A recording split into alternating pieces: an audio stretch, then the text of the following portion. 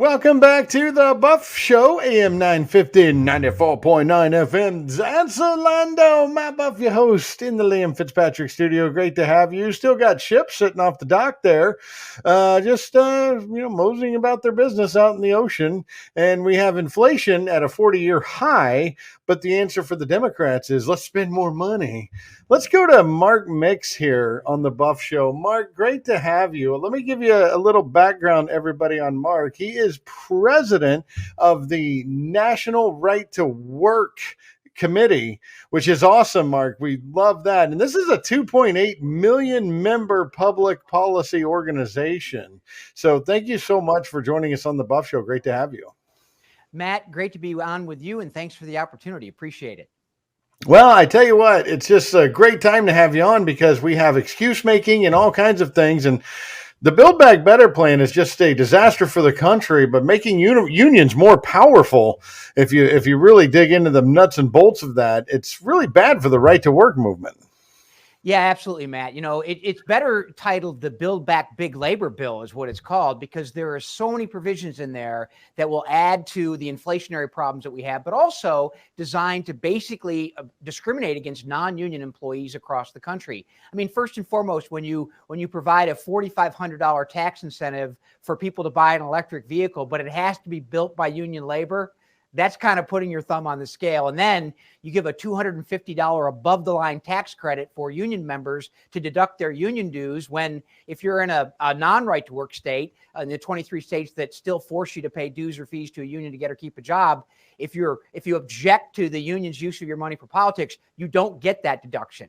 And of course, you know, this is just another example of Joe Biden saying that he's going to be the most pro-union president in the history of the country. But the fact is, Matt, he's not pro-union, he's pro-union boss. And there is a big difference, because if you're a member of the operating engineers union or the welders union or the pipe fitters union, and you were a union guy working on the Keystone Pipeline, you knew that a week after Joe Biden took the oath of office that you were on the unemployment line. He favored the big union bosses in D.C. that gave him political contributions, but he basically said to the rank and file workers across America, hey, don't worry about it. We're going to put you out of work. Yeah, and they have no problem saying that. Everybody should be unionized and follow the union rules, which are controlled by the left. I mean, it's a huge lobby organization. You're also president of the National Right to Work Legal Defense Foundation. What work are you doing to stop this kind of stuff?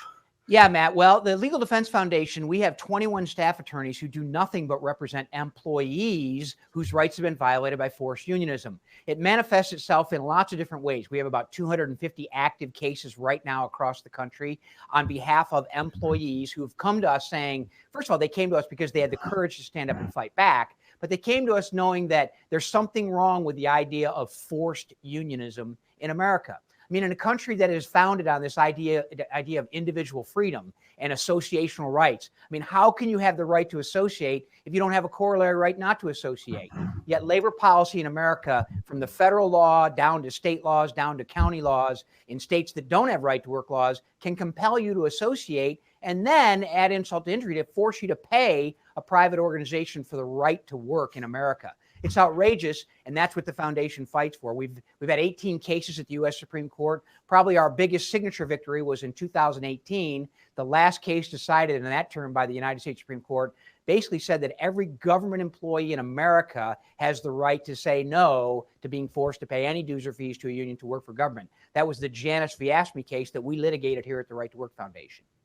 No, that's exactly right. That was a great move, but a lot of people don't know about it because the media hides it. And the media's been told, from the Biden regime, why don't you just take it a little easy on us? Maybe talk about some good news, but inflation is real. Prices are going up on everything. When you buy a box of cereal, when you buy milk, I mean, when you see that happening, you know it's happening. And it seems like when you combine what you're talking about with the union overlords, combine that with the vaccine mandates, it doesn't seem like the American workers really in focus here, especially during this tough time in inflation. And we're heading into Christmas here, Mark. Yeah, indeed. And you know, Christmas may be thwarted by the fact that the shelves are empty. And that's another issue that we need to talk about, Matt, is the idea of the supply chain and what the impact of Biden's policies have had on the ability for us to get goods from foreign countries. Lots of issues there to unpack. First and foremost, our reliance on imports. That's a real problem. We've kind of hollowed out the manufacturing base in the United States. During the previous 4 years, the Trump administration had tried a legitimate program to kind of onshore those jobs, to bring them back to America by reducing taxes, reducing regulation, and basically allowing the United States to become an energy independent country. Now we're relying on foreign countries for our energy. Taxes are going up, regulations are going up, and it's no wonder that that the United States is the largest importer of goods anywhere in the world. And it's no surprise that the two largest ports in America, Long Beach and Los Angeles, are controlled by union bosses who have monopoly power to dictate what ships get unloaded, when they get unloaded, how they get unloaded. And that's manifested itself in a real problem for the supply chain, which causes increased prices as well, which is kind of inflationary, right? No, that's right. I want to play a clip for you and get your thoughts on the other side of this. This is Jen Psaki yesterday talking about what you just mentioned when it comes to inflation. It's really interesting to hear how she frames Joe Biden's mindset in this. Check this out. Have King been in touch with Senator Manchin or his staff about his inflation concerns? And if so, can you tell us what exactly they have been telling the senator? We have been in regular contact with Senator Manchin from a range of officials from the White House, including members of our policy team, members of our legislative team, to address any.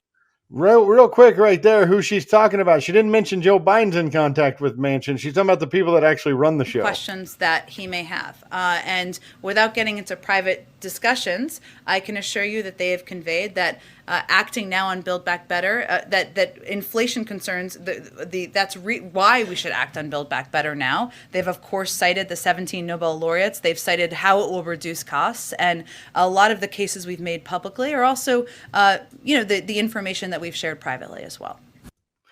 If you listen closely to that, Mark Mix on the Buff Show, what she's saying is to make unions more powerful through Build Back Better, like you called it Build Back Better labor union, and to tax the living eyeballs out of all corporations and business owners in this country. That's the way to solve these problems. That was not a good answer.